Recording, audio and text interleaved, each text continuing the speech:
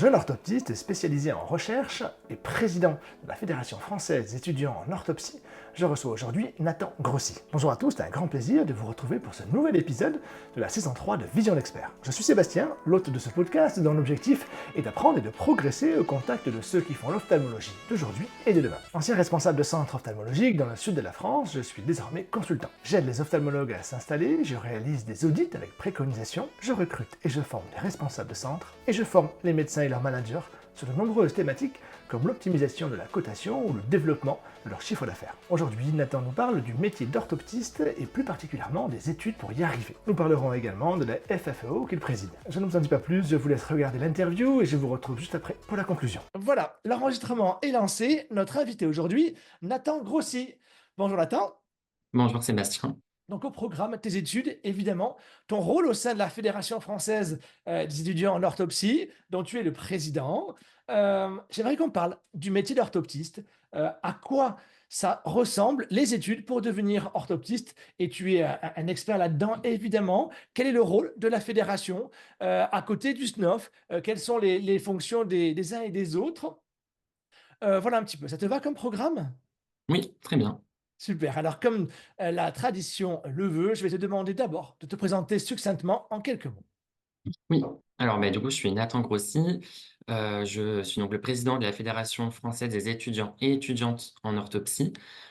J'ai été diplômé cette année, donc en 2024, du département de Marseille. Donc, je suis un jeune orthoptiste diplômé. Et juste avant, j'avais fait des études d'opticien, enfin, le BTS et la licence. Et après, donc, je me suis réorienté en orthoptie. D'accord, donc un cursus opticien, optométrie et orthoptiste. D'accord, C'est super. ça. Intéressant. Donc, du coup, tu es diplômé cette année. Tu es déjà installé, tu travailles déjà? Alors oui, du coup là, je suis, donc j'ai diplômé à Marseille, mais maintenant je vis à Paris et donc je travaille, dans l'étude, EviRed à l'hôpital Lariboisière au centre de lecture. Donc EviRed, c'est, en fait développer une intelligence artificielle pour, le pronostic de la rétinopathie diabétique. Donc, moi je suis au niveau de l'analyse, des images, donc voilà, très très intéressant l'aspect, plus recherche que vraiment, pratique, orthoptique, classique. D'accord. Donc, c'était ton souhait de départ quand tu as fait ce choix-là? Alors, je j'avais pas spécialement d'idée quand j'étais diplômé. J'ai un peu regardé les différentes, annonces et j'étais tombé sur cette offre et c'est vrai que le domaine de la recherche, on nous enfin les départements d'orthoptie nous poussent de plus en plus vers la recherche et moi, c'était quelque chose qui m'intéressait. Donc du coup, je me suis orienté et l'entretien s'est très bien passé et je suis content de du poste. D'accord, très bien. Donc du coup, la fédération, d'orthoptie, fédération française des étudiants en orthoptie, qu'est-ce que c'est exactement? Raconte-nous. Alors donc du coup, c'est une fédération qui représente les associations des différents départements d'orthoptie. Donc actuellement, il y a 16 départements répartis sur, toute la France et donc ces 16 associations adhèrent du coup à la FFEO, donc à notre fédération et ensemble, en fait, on va travailler pour développer, en fait, pour représenter du coup les étudiants, pour les représenter du coup au niveau des, instances, politique, on va dire, que ça soit au niveau donc du syndicat des orthoptistes, mais aussi au niveau des ministères, donc le ministère de l'enseignement supérieur et de la recherche et du ministère de la santé également. D'accord, alors comment vous partagez les sujets entre le syndicat, le SNAO et vous? Alors, du coup, nous, on va avoir un travail de fond sur, certains sujets en interne avec les associations, avec des sondages au niveau aussi des étudiants, sur tout ce qui va être, par exemple, le fait frais kilométrique. C'est vrai qu'on a dans beaucoup de départements, il y a des stages délocalisés. Les étudiants et étudiants, en fait, doivent faire beaucoup de kilomètres pour, aller en stage et donc voilà, nous, on travaille un peu en interne sur ces sujets-là. Une fois que nos positions sont arrêtées, on va se mettre en lien donc avec, le syndicat, des orthoptistes, mais également le collège des enseignants. Il y a le CNOE qui existe, donc c'est le Collège national des enseignants orthoptistes et donc voilà, il y a des sujets qui sont en commun, parce que du coup dans le CNOE, il y a les directeurs et directrices pédagogiques des 7 départements et donc ensemble, on peut travailler sur, différents sujets. D'accord, très bien. Toi, tu as dû le voir parce que donc du coup, tu as fait 3 années, en orthoptie. Tu as dû voir le grand boom, hein, on va dire, du nombre, d'orthoptistes. Comment est-ce que toi, tu l'as vécu en interne? Alors oui, c'est vrai qu'il y a de plus en plus, d'orthoptistes. Surtout notamment avec aussi le nouveau décret sur la primo-prescription. À ce moment-là, j'étais en première année, donc c'est vrai qu'en première année, on n'a pas encore tous les tenants et les aboutissants de la formation, mais c'est vrai que plus on avançait dans l'année et plus on se rendait compte qu'on avait de plus en plus de délégations de tâches, donc qui est de plus en plus, intéressante, également. Hem, voilà, donc c'est vrai que oui, en interne, c'est vrai qu'on voit vraiment l'évolution, du métier mais ça va être vraiment une fois diplômé, une fois, vraiment installé en libéral, bon, ce qui n'est pas encore mon cas, mais peut-être, plus tard, où on verra vraiment toutes les possibilités. Parce que c'est vrai qu'à l'école, enfin, dans les départements, on nous apprend, du coup, vraiment toutes les compétences, mais dans la réalité, il y a des choses qui arrivent, en plus dans le quotidien des cabinets. D'accord, alors du coup, c'est intéressant que tu aies ce double diplôme finalement, BTS plus, licence en optométrie, orthoptie quelle est la différence franche que tu peux voir entre les 2 enseignements? Alors, moi, la différence, vraiment, donc il y a le côté opticien, on va être très sur l'aspect technique, du coup, réfraction, montage, D'accord. vraiment le côté vraiment technique avec les caractéristiques des verres, les caractéristiques des montures. Et orthopsie, on est plus sur l'aspect vraiment santé avec, du coup, l'histoire d'eux, enfin l'anamnèse, on va rechercher vraiment les plaintes du patient dans un peu plus poussé avec le côté pathologie, qu'en opticien, on est un peu limité au niveau des lunettes. On peut faire des examens de vue, on peut pousser un petit peu, mais on est un petit peu limité. Une fois qu'on est en orthoptie, on a vraiment en fait le champ médical, alors pas médical parce que ça reste du registre de l'ophtalmo, mais on peut un peu plus pousser loin notre réflexion. Mais d'avoir les 2 casquettes, je trouve que ça me permet d'avoir une vision plus globale du patient parce que, bah, du coup, je vais connaître tout l'aspect, lunettes avec les différents types de verres qui existent, que des fois mes collègues, du coup de ma promo avaient du mal à un peu concevoir des fois, la finalité en fait de la prise en soin du patient, parce qu'ils étaient un peu limités par rapport aux lunettes, et aux différents aspects, voilà, des montures, des verres, aussi de l'accommodation. C'est vrai en tant qu'opticien, on est beaucoup formé sur l'accommodation. En orthoptie, on l'est un peu moins. Enfin, en tout cas, enfin moi dans mon cursus. Donc c'est vrai que c'est vraiment complémentaire ces 2 diplômes. D'accord, donc maintenant on l'a dit, hein, de plus en plus de recours aux orthoptistes en cabinet ophtalmo. Comment ça s'est traduit? Il y a eu des créations de nouveaux départements en France? Tu disais 16 départements maintenant ou alors c'est la taille des promos qui ont grossi? Alors, bah, c'est un peu les 2. Donc il y a, enfin les promos s'agrandissent de plus en plus. Heu, à un moment donné, on est quand même limité par rapport au lieu de stage. Parce que donc au niveau des cours, oui, bon, après voilà, on peut, mettre en place des groupes de promos. Mais au niveau des stages, quand on est, dans une ville, à un moment donné, ça devient un peu compliqué. Mais il y a également eu, 2 ouvertures, récentes. Il y a le département de Limoges qui a ouvert du coup à la rentrée 2022 et le département de Caen à la rentrée 2023. Donc ce sont des petites promos, mais ça fait quand même, du coup de nouveaux orthoptistes. Là, le département de Limoges va donc avoir sa première promotion de diplômés à la fin de l'année, du coup. D'accord, très bien, super. Hem, Comment ça t'est venu toi? Parce que tu es président, je le rappelle, de cette association. Comment ça t'est venu cet engagement associatif? Est-ce que, tu as été poussé? Est-ce que c'est familial ce type d'engagement? Alors, mais c'est vrai que, quand j'étais dans les études d'optique, j'étais en alternance, donc l'aspect associatif, je le connaissais pas du tout. J'alternais entre les cours et l'entreprise, donc j'avais quand même un rythme, un petit peu soutenu et du coup, quand je suis arrivé en orthoptie, bah, la première année, c'est beaucoup enfin, pour moi, c'était des rappels puisque, bah, du coup, j'avais fait 3 ans, dans l'optique et du coup, je m'ennuyais un petit peu au niveau des cours et l'association locale, de Marseille avait besoin de quelqu'un pour aider un petit peu, faire deux trois missions. Donc je me suis proposé et au final, beh, j'ai été un peu embarqué, dans l'association. Après j'ai été du coup, président de l'association locale et après voilà maintenant, la FFEO. Mais c'est vrai qu'en fait on développe des compétences et c'est vrai que l'associatif, on rencontre du monde. C'est, vraiment, très enrichissant en plus des études. C'est vrai que alors des fois, c'est un peu compliqué de gérer les études et l'associatif, en parallèle. On a tendance à enfin moi en tout cas, je m'engageais beaucoup dans les associations, mais voilà, ça reste quand même, très enrichissant et voilà, l'avenir, je sais pas, enfin voilà, je sais pas trop où est-ce que je m'engagerai, mais je sais que le modèle associatif, c'est quelque chose dans lequel je me reconnais beaucoup et voilà, déjà cette année en tant que président de la FFEO et après on verra. D'accord, parce que du coup, maintenant tu es président, des étudiants, mais tu ne l'es plus. Donc du coup, tu vas devoir passer la main, j'imagine? C'est ça. Alors du coup, il y a un petit aspect, c'est, en fait, on peut être, du coup, dans la fédération, jusqu'à 1 an, post-diplôme. Donc là, on a été alors donc moi, je suis le président, mais on est une liste, on est un bureau de 12 membres, du coup, donc répartis dans différents départements, de France et donc on a été élus le 29 juin.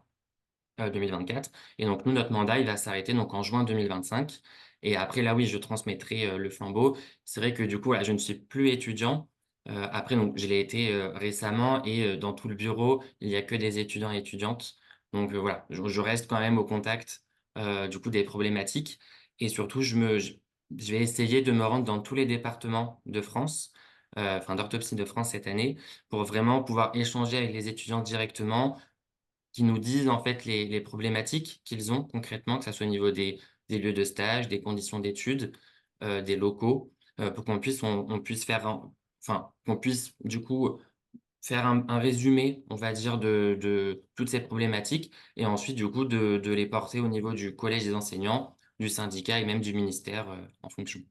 D'accord. Tu envisages un jour de t'engager auprès du SNAO peut-être? Alors c'est pas dans l'immédiat, je pense qu'il faut d'abord travailler pour vraiment avoir une vision du métier, d'orthoptiste. Après c'est pas quelque chose que j'exclus, peut-être plus sur un rôle, on va dire de travail de fond. Là, c'est vrai que je suis président, donc je suis un peu la vitrine, on va dire de la FFEO. Après voilà, le monde étudiant, c'est quelque chose que je connais, bien, parce que du coup, j'ai 6 années, d'études, derrière moi et pour le syndicat, on verra. Peut-être, voilà, des sujets spécifiques. C'est vrai que j'ai fait un mémoire sur l'exercice coordonné en orthoptie, donc c'est un sujet que j'aime particulièrement. Donc pourquoi pas travailler sur une commission là-dedans. Après, c'est vraiment pas, d'actualité, pour le moment. D'accord. Je me suis rendu dans du coup sur le site, hein, de la FFEO, notamment sur le compte LinkedIn et j'ai vu le guide de l'orientation, qui me paraît, très intéressant donc ce serait bien qu'on en parle et que du coup ça sous-tende un petit peu notre discours parce que j'aimerais maintenant qu'on rentre dans le vif du sujet et comment est-ce qu'on devient, orthoptiste en France? Déjà, est-ce que tu peux nous faire une définition du métier d'orthoptiste? Alors, bah, du coup, l'orthoptiste, donc c'est un professionnel de santé qui va donc, prendre, en soin, tout ce qui va être trouble des apprentissages chez les enfants. Ça va être aussi prise en soin au niveau des rééducations. Assez, un petit peu de tout, on peut un petit peu tout rééduquer, que ça soit insuffisance de convergence, voilà, vraiment un petit peu tout. On va également avoir des actes de dépistage chez les nourrissons et chez les jeunes enfants. On a également, on peut prendre, en soin des personnes déficientes visuelles pour, leur apprendre à bien utiliser leur, restant visuel. On a un aspect aussi sur, les troubles de l'équilibre et la posturologie. Le métier d'orthoptiste, c'est très divers. Dès qu'on a en fait une petite plainte au niveau des yeux, que ce soit une fatigue visuelle, les yeux qui piquent, qui grattent, les troubles asténopiques, on va dire de manière générale, bah, la personne peut venir chez un ou une orthoptiste et nous dans la plupart du temps, on va réussir à trouver une solution. D'accord, c'est bien de le rappeler. Maintenant la formation, comment est-ce qu'on devient orthoptiste? Alors donc pour rentrer en orthoptie, donc c'est via la plateforme Parcoursup. Donc, c'est la plateforme en fait, post-bac du coup. Donc il y a les différents départements sur, cette plateforme-là. On s'inscrit, en fait on coche, on fait des vœux du coup, sur, cette plateforme-là, en sachant que, pour à chaque fois qu'on fait un vœu, il faut payer 80 € si on n'est pas boursier ou boursière, donc ça représente un coût. À l'époque, c'était des concours, donc il demandait également 80 € par inscription au concours. Donc à l'époque, c'était justifié parce que, beh, il y avait l'aspect, pendant le concours, faut réserver les locaux. Il y a des moyens, humains, qui sont, sur place. Là, maintenant, sur Parcoursup, on se rend compte qu'il y a plus vraiment de justification, enfin c'est pas vraiment justifié de demander 80 € par, vœu, puisque en fait, c'est un algorithme sur une plateforme. Donc, voilà, c'est vrai que la FFO, on revendique aussi le fait que ces 80 € ne sont plus pertinents. Concrètement sur la plateforme, donc il y a les vœux, il y a aussi des regroupements. Donc c'est-à-dire qu'un seul vœu peut correspondre à plusieurs écoles, enfin plusieurs départements, pardon, d'orthoptie. Donc par exemple, moi qui ai fait mes études à Marseille, Marseille est rattaché au département de Lyon et de Clermont-Ferrand. Donc ça compte comme un seul vœu, mais on a la possibilité d'avoir accès aux trois départements. Donc ensuite, on met les notes du bac. On peut mettre, tout ce qui va être engagement associatif, pendant enfin pendant le lycée ou même avant, nos expériences professionnelles. Faut vraiment détailler un peu tout ce qu'on faut mettre en valeur son dossier au final, sur l'aspect, voilà, association, engagement. Il y a également une lettre de motivation à faire et donc ensuite il y a un algorithme qui va trier un petit peu les notes, on va dire et ensuite il y a l'équipe pédagogique derrière qui va, donc l'algorithme qui fait un premier classement, Mmh. l'équipe pédagogique derrière qui va relire un peu toutes les notes et toutes les lettres de motivation et en fonction de certains critères, ils vont mettre plus ou moins, des points en fonction des dossiers. Donc ensuite, une fois que que cette étape est finie, on va avoir donc un classement sur, dossier. Certains vont avoir accès pour, passer à un oral, d'autres vont être refusés directement. Donc si on peut passer l'oral, en fonction du lieu où on habite, le regroupement essaye de mettre le lieu, enfin de faire passer l'oral à l'étudiant ou l'étudiante au plus proche de chez soi. Et ensuite donc, l'oral se passe. L'oral dépend un petit peu de chaque, département. Il y a quand même des grilles assez communes, mais principalement ça va être la motivation de l'étudiant et l'étudiante. Si déjà il s'est un petit peu renseigné sur le métier d'orthoptiste, si il ou elle a fait des stages, si, il ou elle connaît les différents, lieux d'exercice du métier d'orthoptiste. Donc voilà, ça va être vraiment sur la motivation. Est-ce qu'il ou elle s'est renseigné en amont, vraiment sur ce que concrètement peut faire un orthoptiste? Et ensuite, suite à ça, de nouveau, il y a un classement. Donc en fonction de l'école qu'on a, sélectionnée et donc soit on va être, admis directement ou alors sur liste d'attente. Et au fur et à mesure que les étudiants et étudiantes acceptent ou refusent certaines écoles, la liste d'attente va remonter, progressivement. Parce que du coup, généralement, on ne s'inscrit pas seulement à une école, parce que du coup, c'est très sélectif. De il y a beaucoup de demandes finalement pour peu de places quand on regarde les ratios. Donc, voilà, la liste d'attente remonte, assez rapidement. D'accord, parce que, avant, je me souviens, il y avait un concours et on disait, le concours est très difficile, hein. Certains même, faisaient une année de prépa, avant de passer ce concours-là, mais on disait que une fois qu'on a eu le concours finalement et qu'on est entré, à l'école, là, ça se passe bien en général. Donc là, maintenant, on a supprimé, cette idée de concours écrit, en le substituant, on va dire, uniquement à un oral qui représente plus, je dirais, une motivation, une envie vraiment, de faire ce métier, quoi. C'est ça. Alors du coup, plus concrètement, avant, il y avait quand même enfin alors il y avait le concours écrit et en fonction du concours écrit, il y avait quand même un oral derrière. Donc en fait, le concours écrit s'est substitué à l'analyse du dossier, on va dire, par Parcoursup. Dans tous les cas, il y a toujours l'oral. Alors après moi, je suis rentré en 2021 dans le département d'orthoptie. C'était un petit peu post-covid. Du coup, les oraux avaient été annulés, du coup. Donc moi, j'ai pas passé d'oral pour entrer, dans le département d'orthoptie de Marseille. Mais l'année d'après, ils l'ont remis en place. C'était vraiment pour, des conditions sanitaires. Tu as une idée des ratios, de vœux sur Parcoursup? Combien de reçus? Parce que c'est quoi? C'est des promos d'une trentaine de personnes, j'imagine? Alors oui, alors ça dépend. À Marseille, nous, on va être 30 par promo. À Lyon, ils sont un peu plus, ils sont entre 40 et 50. Il y a des départements beaucoup plus petits. À, Caen, par exemple, ils sont que 15. Et Donc ça, c'est c'est une vrai. volonté parce qu'une fois qu'on a un prof et qu'on a une salle de classe, finalement, qu'on soit 15 ou 30, ça revient au même. Alors pour les cours, oui. Par contre, pour les stages, c'est un petit peu plus compliqué parce que du coup, on doit avoir des stages en CHU. Du coup, donc en centre, enfin voilà, dans les CHU, dans les services ophtalmologie, certaines places, des fois, on est un petit peu trop nombreux. Donc, il faut aussi qu'on ne bourre pas les lieux de stage pour qu'en fait, les étudiants et étudiantes se retrouvent des fois à rien faire. Oui. Donc, après ça, c'est dans tous les cas, Ces quotas sont, définis par, les ministères. Ouais. Chaque année, il y a, voilà, un décret qui est enfin, ou un arrêté, qui est publié avec, les capacités d'accueil de chaque département. Après alors au niveau du ratio, je sais que le regroupement, donc Marseille, Lyon et Clermont-Ferrand, recevait environ, 2 000 candidatures chaque année. Donc ces 2 000 candidatures étaient analysées du coup une par, les équipes pédagogiques. Sauf que, à Marseille, une trentaine, enfin 30 dossiers.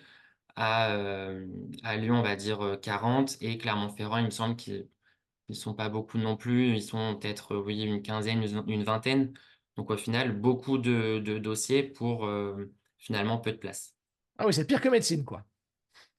Alors, pas enfin, c'est, disons que il y a beaucoup aussi de réorientation de PASS. Donc, Ouais. dans ces dossiers-là, il y en a beaucoup qui s'inscrivent en orthopsie au cas où ils n'ont pas le concours médecine.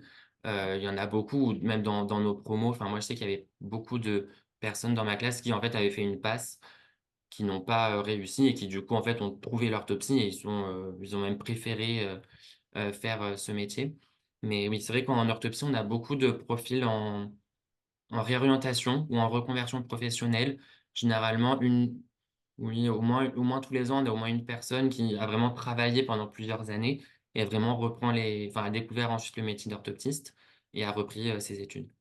D'accord. Ça, tu en parlais, ça peut intéresser les ophtalmos qui nous regardent. Comment est-ce qu'on devient terrain de stage pour un orthoptiste? Pour un Alors centre ophtalmo qui veut devenir terrain de oui. stage et accueillir des orthos? Alors, ça, faut se rapprocher des directeurs et directrices pédagogiques, donc de chaque département. En tout cas, enfin, il me semble dans la plupart des départements, c'est vraiment eux qui gèrent les lieux de stage. Après, dans certains départements, les étudiants et étudiantes peuvent d'eux-mêmes, trouver des nouveaux lieux de stage. Donc en fait, ils contactent le lieu se met en relation du coup avec, l'équipe pédagogique et après ils créent, les conventions. Mais, oui, s'il y a, un cabinet, d'ophtalmologie qui veut devenir, lieu de stage, c'est, totalement faisable. Il faut se rapprocher du département d'orthopsie le plus proche. Généralement sur le site internet de la fac, il y a toutes les adresses mail, des directeurs pédagogiques. D'accord, super. Donc du coup, ça y est, je suis, nouvellement entré, en première année d'orthopsie. Comment se passe ma scolarité sur les 3 ans? Alors, la première année, on a souvent tendance à dire que c'est un petit peu la plus dure, parce que du coup, elle va reprendre toutes les, toutes les bases vraiment de la vision, beaucoup de cours théoriques. On a alors, premier semestre, on a 35 heures de stage et second semestre, on en a, un petit peu plus, il me semble 50 heures. Mais ça va être essentiellement du stage d'observation. Donc on est, à l'hôpital. Alors, la plupart du temps, en première année, on est seulement, à l'hôpital en CHU. Ça va être beaucoup de l'observation. On va observer du coup les deuxième et troisième années qui, eux, commencent à pratiquer. C'est vrai que dans les stages, il y a énormément de formations pair à pair. Donc on a les maîtres de stage orthoptistes diplômés qui sont là, pour encadrer, mais souvent on mélange un petit peu les promotions pour justement en fait, transmettre, nos connaissances. Donc beaucoup de cours finalement en première année, des cours très théoriques, très intéressants aussi, hem, un rythme assez soutenu en première année, on va dire. Ensuite donc des partiels au premier semestre, au second semestre, potentiellement des rattrapages. Ça, cet aspect-là, c'est vraiment plus technique entre chaque, département. Nous, par exemple, à Marseille, les rattrapages ont lieu en septembre, donc de l'année suivante, tandis que dans d'autres départements, ils vont l'avoir, dans la foulée. Voilà, c'est chaque après université a un petit peu son fonctionnement. Pour la deuxième année, on va avoir, environ 50-50 entre les cours et les stages. En deuxième année, ça va être des matières vraiment plus orthoptiques, où vraiment, en fait, dans les cours, on va mettre en pratique enfin, oui, mettre en pratique tout ce qu'on a appris en première année. Donc les cours de deuxième année sont plus intéressants que ceux qu'on a en première année et avec des stages, du coup, on est plus en stage, donc on vient là, cette fois-ci, à plus manipuler Et et là, on après fait des stages autant, sur le côté, aide à la consulte en cabinet et également en libéral, les ortholibérales qui ne hors libéraux qui ne font que des, par exemple, qui ne font que de la rééducation. C'est un petit peu les 2. Il faut choisir? alors, mais ça va dépendre de chaque département d'orthopsie. Il y en a qui vont être, très orientés CHU et peu, de stages extérieurs. D'autres, ça va être du CHU, des centres ophtalmo, du libéral. Il y a voilà, c'est vraiment chaque département gère, enfin chaque équipe pédagogique décide un petit peu de comment ils veulent organiser les stages. Nous, je sais qu'à Marseille, on a de la chance parce qu'on a beaucoup de stages extérieurs au CHU, donc que ça soit en libéral ou en cabinet, ophtalmologique. Mais dans d'autres départements, par contre, eux, ils vont être un petit peu bloqués au niveau des CHU. Et c'est pour ça aussi une des positions de la FFEO, c'est de aussi uniformiser Ouais. les différents lieux de stage parce que, bah, du coup, moi qui suis diplômé de Marseille, j'ai pu faire des stages en libéral, tandis qu'un ou une autre étudiante qui est diplômée d'un autre département, lui, ou elle n'aura jamais vu, de libéral, par exemple. D'accord, très bien, très clair. Deuxième année, OK, on a vu 50-50, donc c'est intéressant. Troisième année maintenant? Et donc la troisième année, ça va être, on va dire 2 tiers de stage et un tiers de cours. La troisième année, c'est vraiment une année entre guillemets «professionnalisante». On a des cours, ça va être plus, des cours approfondis sur vraiment ce qu'on a appris en deuxième année. Et les stages, c'est vraiment on est, quasi autonome. Si après on a des questions ou on a besoin, il y a toujours les orthoptistes référents, pour nous aider. Mais la troisième année, c'est vraiment une année, professionnalisante où on va également avoir le mémoire, un mémoire, de fin d'études de niveau licence et aussi le certificat de compétences cliniques. Concrètement, c'est ce qu'on appelle les pratiques, nous, dans les départements. C'est un examen où, bah, on est évalué sur notre pratique, orthoptique, du coup, avec un patient, réel. D'accord, super. Je me suis toujours demandé ça parce que je sais que selon et tu le disais, hein, selon les orientations de certains départements, on va être orienté plus à faire travailler aux étudiants la partie plutôt, libérale, rééducation, les enfants et cetera et puis certains autres vont dire: «OK, ben non, ben le marché, c'est plutôt, l'aide à la consultation». Est-ce qu'il te semble encore logique d'avoir les 2 compétences mélangées et non pas, par exemple, peut-être d'avoir en deuxième année une bifurcation, vers l'un ou vers l'autre? Alors, bah, pour moi, il faut garder les 2 parce que le métier d'orthoptiste, justement, on a cette richesse de pouvoir travailler dans plein de lieux différents, que ça soit, beh, à l'hôpital, en centre ophtalmo, en libéral ou même en centre de rééducation. C'est vrai que tout ce qui est médico-social, on en parle assez peu, mais c'est aussi une pratique orthoptique, un petit peu différente, mais ça existe aussi et justement, la FFO, on veut que une fois que l'étudiant ou étudiante est diplômé, qu'on ait les compétences pour faire enfin, pour pouvoir exercer dans tous ces lieux-là, du coup. D'accord, très bien. Écoute, dernière question, tu as pu voir toi énormément l'orthoptie évoluer, depuis quelques années maintenant. Comment est-ce que tu vois l'orthoptie d'ici une dizaine d'années? Comment tu le vois encore, évoluer dans le sens de la délégation, encore et toujours, protocole glaucome, on en parle un petit peu, des choses comme ça? Ou alors tu penses qu'au bout d'un moment, il est bien de s'arrêter, et puis reprendre une fois que tout sera bien stabilisé? Alors ça, c'est une, grande question. C'est vrai que ces dernières années, on a eu beaucoup d'avancées au niveau de la profession. Après le monde de la filière visuelle évolue très vite aussi avec toutes les technologies, qu'on connaît, l'intelligence artificielle. Il y a vraiment beaucoup l'aspect technologique qui fait avancer très vite. Hem Je pense pas que l'orthopsie va rester bloquée comme ça, parce que du coup, je pense que la filière visuelle va encore évoluer, grâce à ces avancées technologiques. Donc les métiers vont un petit peu évoluer. Après, c'est vrai que ces dernières années, on a eu énormément d'évolutions, de délégations de compétences. Je pense qu'on va en avoir encore dans les années à venir, mais peut-être pas autant qu'on a eu, là ces trois dernières années.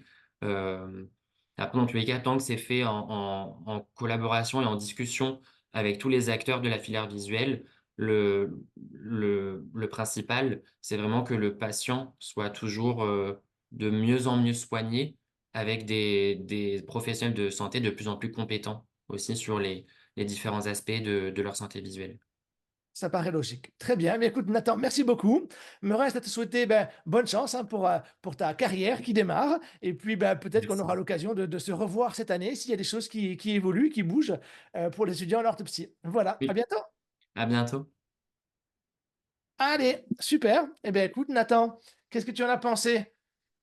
Bah, c'était très bien. Merci, Ah, je pense qu'on a fait le tour, ce coup c'est pas mal, parce que moi souvent on me demande, ça arrive, hein, comme me contacte sur LinkedIn en me demandant comment on fait pour devenir orthoptiste et cetera, et j'avoue que quand je suis tombé sur le guide, j'ai trouvé très intéressant parce que ultra complet, pas rébarbatif, assez clair, qui permet comme ça en plus moi j'ai des enfants, tu vois? J'ai un Mmh. garçon qui a 16 ans maintenant, donc du coup peut-être qu'il va on sait pas, il va peut-être s'interroger là-dessus, et là au moins c'était encore plus clair je trouve. Merci pour ta parole. Simple, en plus, c'est intéressant, hein, le fait que tu viennes de l'optométrie, Mmh. finalement. Donc, c'est sympa comme parcours. Voilà, écoute, de toute façon, si ce que je vais faire, je vais prendre tes coordonnées téléphoniques. Comme ça, je pourrais te faire un petit texto quand ça sortira. Logiquement, ça sera courant octobre. Je te dirai tout ça. D'accord. Je t'écoute pour le numéro de téléphone. Alors c'est le 07 Ouais. 81 Mhm. 31 Oui. 70 Yes, 83. parfait. Et je prends ton mail. Alors donc c'est Nathan Grossi, tout attaché, OK. 83 @gmail.com. Ouais, du coup, tu étais sur le même département que Miss Ordinès, la Oui, la c'est présidente ça. du C'est Sénat. ça. Elle, oui, elle était oui, elle a fait justement, c'est une de nos, moi j'étais en stage avec elle, parce qu'elle D'accord, fait, beaucoup de basse vision et de domicile et moi, c'est vrai que la basse vision, ça m'intéresse beaucoup d'accord. et du coup, j'ai pu être en stage avec elle. Elle me donne des cours aussi, à la fac. Ouais. Bon, bah, Mais super. oui, du coup, on vient tous les 2 de Marseille. Eh beh, écoute, impeccable. Merci Nathan pour ton naturel et Merci ta à bonne toi. humeur et puis on se tient au courant, hein, le cas échéant, s'il y a besoin de faire un autre épisode. D'accord? OK, super. Merci À beaucoup. bientôt. À bientôt, bonne journée. Voilà, je vous retrouve pour la conclusion de cet épisode de Vision d'Expert. J'espère qu'il vous a plu, que vous avez appris des choses. Nathan nous a transmis sa vision de l'orthopsie, mais également comme un mode d'emploi pour devenir orthoptiste. Voilà, merci d'avoir regardé cet épisode jusqu'au bout. N'hésitez pas à liker et partager. Je vous souhaite une belle journée et je vous dis à très vite pour un nouvel épisode.